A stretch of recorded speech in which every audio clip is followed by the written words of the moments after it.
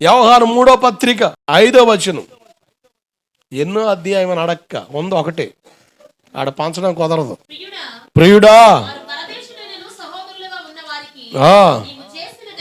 నీవు చేసిందెల్లా విశ్వాసికి తగినట్లుగా. అంటే ఒక వ్యక్తి విశ్వాసికి తగినట్లుగా నడవాలి.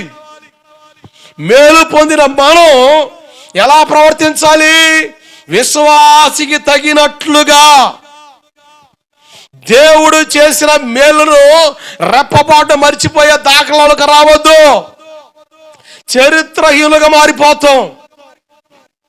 దేవుడు రాసే కథలో నీ కథ రాస్తే నువ్వు చరిత్రహీనుడిగా మిగిలిపోతావు. కొంతమంది కోసం కథలు రాస్తారు, వాళ్ళ చరిత్ర, వాళ్ళ విధానాలు. దేవుడు ప్రతి ఒక్కరి కథ రాశాడు. మనందరి కథ ఎక్కడ ఉంది? దేవుని కాడ ఉంది. ఆయన రాసిన కథలో మరలా మధ్యలో గ్యాపులో ఏం రాయకూడదు?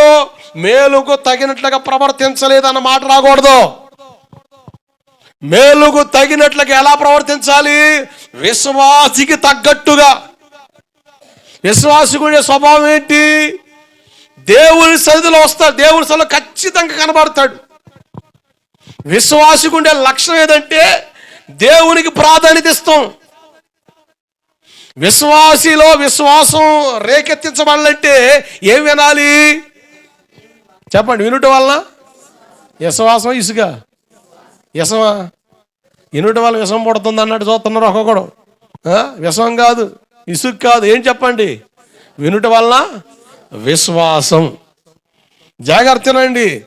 లోకాసు వార్త 18:8 నేను భూమి మీదకి వచ్చినప్పుడు, నేను మరలా వచ్చినప్పుడు, మనిషి కుమారుడు తిరిగి వచ్చినప్పుడు భూమి మీద విశ్వాసిని కనుగొందునని ఉందా? ఏమనుంది అక్కడ?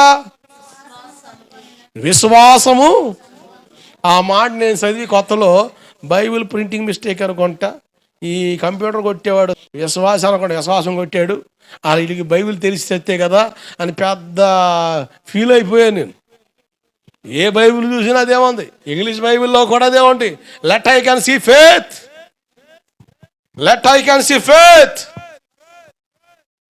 విశ్వాసం అంటే దేవుడు మనల్ని తొంగి చూసినప్పుడు మనం కనబడం. ఇప్పుడు ఈ మందిరాన్ని దేవుడు తొంగి చూశాడు అనుకోండి, ఇక్కడ నీవు కనబడవు, నీ ముఖం కనబడదు, నీలో మన విశ్వాసం కనబడుద్ది. ఇప్పుడు దీపం ఉందనుకోండి, ఆరిపోయే దీపానికి ఏం లేనట్టు,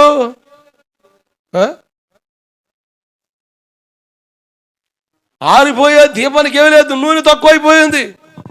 చక్కగా మండే దీపానికి నూనె ఉంది.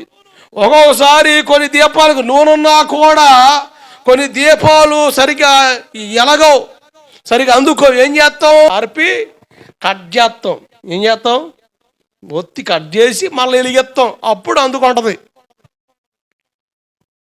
అంటే పనికిరాంది కట్ చేయబడాలా. ఎలుగుతున్నావు కానీ సరిగ్గా ఎలగలేకపోతున్నావు.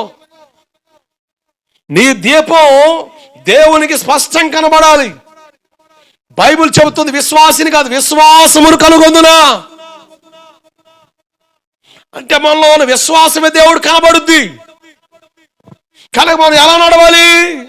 విశ్వాసికి తగినట్లుగా నడవాలి. దేవుడికి స్తోత్రం కలుగునుగాక. విశ్వాసికి తగినట్లుగా నడవాలి.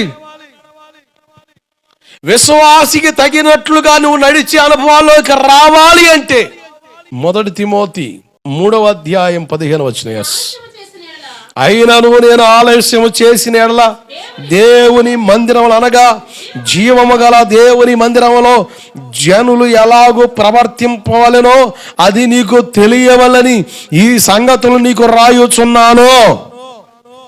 ఎవరికి చెప్తుంది ఈ మాట?